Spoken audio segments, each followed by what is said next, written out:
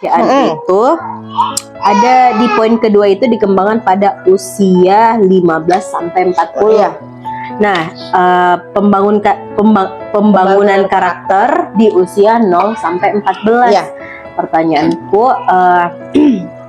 kan misalnya begini Kak, bagaimana itu kalau misalnya orang tua yang membangun karakternya anak-anak, misalnya, oh iya anakku saya persiapkan untuk misalnya jadi dokter, gitu kan.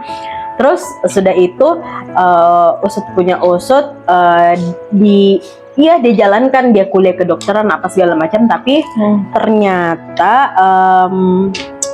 dia tidak enjoy gitu ya. Maksudku bagaimana caranya untuk meminimalisir parenting yang seperti itu. Oke. Paham. Iya. Iya. Jadi yang dimaksud itu kayak gitu deh ya. Kalau itu dia menyetir, bukan menumbuhkan. Dia menyetir. Kalau yang kasus yang seperti kita sebutkan itu, dia tidak sedang menumbuhkan, tapi dia sedang menyetir, mengarahkan ke satu titik tok saja. Padahal belum tentu itu Allah, belum tentu di situ di kapasitasnya dia. Belum tentu. Jadi yang dimaksud dengan membangun karakter di 0 sampai 14 tahun itu ditumbuhkan semua fitrah-fitrahnya, dibangun karakter-karakter baiknya, sehingga nanti kalau kita berbicara tentang fitrah potensi, tentang kapasitas, tentang bakat, di usia 14 tahun itu anak-anak, atau di usia 15 tahun dia tahu nih sendiri kapasitasku apa. Dan kapasitas dan bakat yang dimaksud itu bukan profesi. Profesi itu cuma alat untuk mengembangkan kapasitas dan bakatnya, ya, bukan profesi yang dimaksud, tapi bagaimana dia bisa bermanfaat. Kalau memang ternyata dia bisa bermanfaatnya lewat dia menjadi dokter misalkan, nanti dia akan sendiri menentukan itu. Jadi, ya menjadi ibu rumah tangga pun itu bisa sangat besar luas manfaat yang bisa kita lakukan. Jadi tidak terbatas dengan profesi. Ke kapasitas kita, bakat kita berkembang itu tidak dibatasi oleh profesi, bahkan tidak dibatasi oleh penghasilan berupa uang, tidak. Ya, tapi kebermanfaatan yang kita rasakan, yang orang lain rasakan di lingkungan kita, yang terkecil saja dulu. Kayak gitu. Jadi di usia 0 sampai 14 tahun itu dibangun karakter-karakter baiknya. Kalau kita bicara tentang kapasitas dan bakat, berarti kita kasih dia bisa mengeksplor banyak hal sampai dia merasa, oh oke, saya itu orangnya ternyata teliti Kak. Oh saya itu ternyata orangnya tidak teliti Kak. Oke, berarti dia kapasitasnya pada saat itu ketelitiannya tidak kuat. Berarti pada saat dia melakukan sesuatu nantinya mengembangkan dirinya, dia akan mencari cara supaya misalkan di area-area yang harus teliti, dia tahu bagaimana mengelola dirinya. Kayak gitu deh. Gitu. Jadi misalkan, oh saya ternyata jago Kak bicara, kan? Oke, jago bicara. Tapi dalam satu proses perjalanan hidupnya ada satu waktu yang dia tidak boleh menggunakan bicaranya itu. Dia bisa mengelola dirinya. Ya, jadi kapasitas dan bakat itu butuh untuk kita pahami supaya kita bisa mengelola diri tak. Kapan saya bisa up, kapan saya harus mundur dulu, kapan saya bisa maju, kapan itu diperlukan untuk kalau kita tahu diri tak, kan? Kayak misalkan ada orang yang kayak misalkan ya Kak Mira ya, sambil contoh, dia harus tahu kalau dirinya itu penuh kehati-hatian, tapi ada satu waktu hati-hatinya itu bagus ya dipakai dalam dunia kinerjanya, tapi dalam karakter moral misalkan dia ada waktu yang dia tidak boleh lambat bertindak, contoh ya, maka dia tidak boleh menggunakan itu. Kayak gitu. Jadi kan ada namanya karakter kinerja, ada namanya karakter moral. Kapasitas dan bakat kita itu kita gunakan dalam karakter kinerja. Ya, kalau dalam karakter moral itu tidak bisa. Contoh, ada perempuan yang dia karakternya, kapasitasnya itu menjadi pemimpin, kan? Dia gak jago mengatur sana mari dan seterusnya.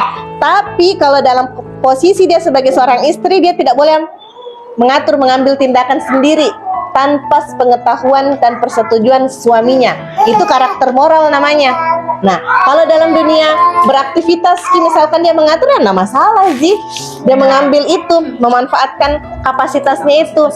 Iya, kapasitas kepemimpinannya, jiwa-jiwa pemimpinnya. Tapi kalau dia kapasitasnya sebagai istri, dia tidak boleh bertindak mendahului suami. Karena itu karakter moral. Dia berada dalam perlindungan suaminya. Kayak gitu. Itu contoh kayak gitu. Balas. Tapi kalau suami, Apa? kalau suaminya terserah Menyingkir. yang Nah itu di sisi itu, Suamiku dong. Oke. Di sisi itu, istri berperan untuk menumbuhkan kekawamannya suami lewat itu, kayak gitu. Dikasih arahan. Kalau begini, Allah itu tidak salah pilih. Kita jadi pasangan suami tak coba pikir-pikir. Ada yang bisa gemes, ih kok begini? Oh ternyata itu Allah kirim untuk tumbuhkan itu, kayak gitu. Dan kita pun kan ada sisi-sisi yang kita lemah, itu kuat di suami. Iya betul. Ada kayak gitunya. Jadi Allah itu maha adil. Kalau kita merasa ya Allah, ternyata Allah itu baik sekali. Mengurus kita itu Masya Allah luar biasa sekali. Itu contohnya. Berarti ditumbuhkan Ki kesadarannya dulu. Betul. Oh ternyata saya di Saya itu sini. begini, iya. Jadi who am I-nya itu tumbuh. Iya. Siapa saya ini? Terus kalau kita bicara kapasitas dan bakat dalam pengertian fitrah di pendidikan berbasis fitrah, itu tidak sekedar cita-citaku mau jadi apa, terus nanti saya punya ini dalam artian duniawi. Tidak, tapi kembalinya kepada akhirat. Kenapa dia harus memanfaatkan kapasitas dan bakatnya? Ya karena Allah ciptakan itu jadi khalifah, Allah tugaskan, Allah kasih itu, pakai itu supaya bermanfaat. Jadi amal soleh. Jadi bukan sekedar supaya jadi ini, supaya jadi itu, tidak. Itu yang kita berusaha tumbuhkan. Ya, kembali ke diri kita dulu, diri kita dulu kita didik, baru nanti kita tularkan kepada anak-anak kita. Prosesnya itu panjang sekali. Bayangkan ya, baru itu kita membangun 14 tahun nih. Kadang kan kita sebagai orang tua itu kayak mungkin cepat. Kayak gimana itu anakku apa bisanya? Tenang. Karena semuanya ada masanya. Dan itu Allah yang tetapkan itu, kayak kok 0 sampai 14 tahun apa landasannya? Ada landasannya. Kenapa di atas 14 tahun itu baru dikembangkan? Karena di situ akil balik nih. Nafsu dengan akalnya sudah on. Jadi gas dan remnya sudah on. Jadi bisa Bina ukur gas kak ini, oke rem kak dulu. Makanya dia sudah bisa mengembangkan diri. Kayak gitu. Makanya juga kenapa itu di atas, kan ceritanya nih balik PKD. Makanya kalau misalkan anaknya 12 tahun balik, maka dia harus booster cepat supaya dia bisa seimbang ki akil dengan baliknya. Kayak gitu. Kalau dibawa mah dia bebas sih toh.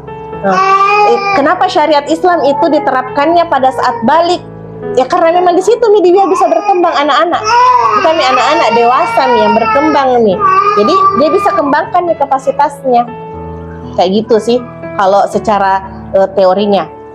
Dan masa mengembangkan kapasitas itu panjang, 15 sampai 40 tahun. Jadi kayak masa oke, saya mengembangkan di sini nih kayak mau ki ini, mau ki itu, lakukan saja selama itu bisa memberikan manfaat di usia ini, di usia 15 sampai 40 tahun. Kenapa? Karena 15 sampai 40 tahun itu di dalam Islam ini namanya masa pemuda. Masa kemas. Syabab. Masa pemuda kan? Pemuda itu ciri-cirinya apa? Aktif, progresif. Ya, menumbuhkan. Ya karena memang di usia ini masa-masa produktif sekali Ki. Harusnya. Kayak gitu. Harusnya. Nah, di masa 40 tahun ke atas itu kita tetap produktif, tapi sudah kayak masa panen nih. Panen itu maksudnya dia sudah bisa ada nih legasinya. Legasi itu maksudnya kebermanfaatannya sudah jelas. Kayak gitu. Kalau dalam rumah itu kan anak-anak tuh sudah besar nih toh. Jadi ada nih hasil didik tak bisa dilihat.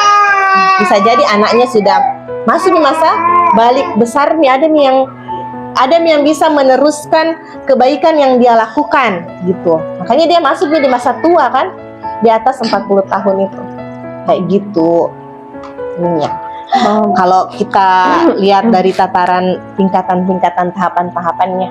Berarti ini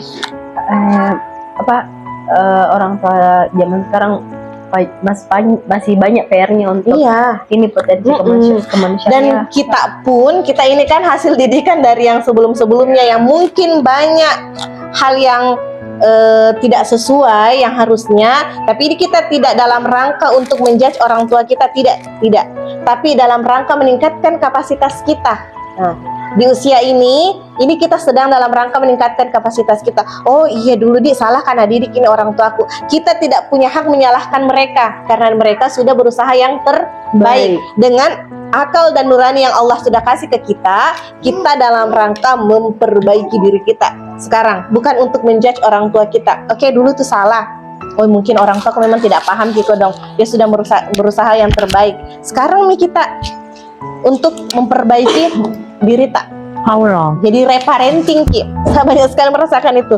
Reparenting. Tapi yakin Ki, semua kejadian yang sudah kita lalui sebelumnya itu dalam rangka menguatkan kita saat ini. Tidak ada itu sesuatu yang terjadi sia-sia begitu ya. Tidak ada maknanya. Tidak, semua ada hikmahnya. Kalau kita meresapi itu, oh iya Dik, kenapa Kak dulu saya itu Dik, kenapa Kak jadi anak kedua, misalkan tuh pertama perempuan, yang rasa-rasanya itu semua beban itu ada di saya. Contohnya, oh ternyata Allah takdirkan Kak itu akan hidup jauh dari orang tuaku, dan semua yang terjadi saat itu jadikan Kak kuat saat ini. Contoh kayak gitu kan. Contoh. Kalau jadi anak kedua perempuan, Terus tendang Ki batu minta maaf. terus kita yang melakukan kesalahan, kakak yang menutupi. Gitu ya. Tahu kita selalu tergantung pada kakak. Kayak gitu. Dan kita kakak merasa, masih merasa tergantung.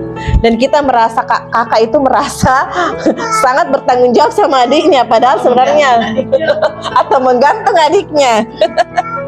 Lo bet Ki. Iya. Kayak gitu. Ada lagi mau didiskusikan terkait ini?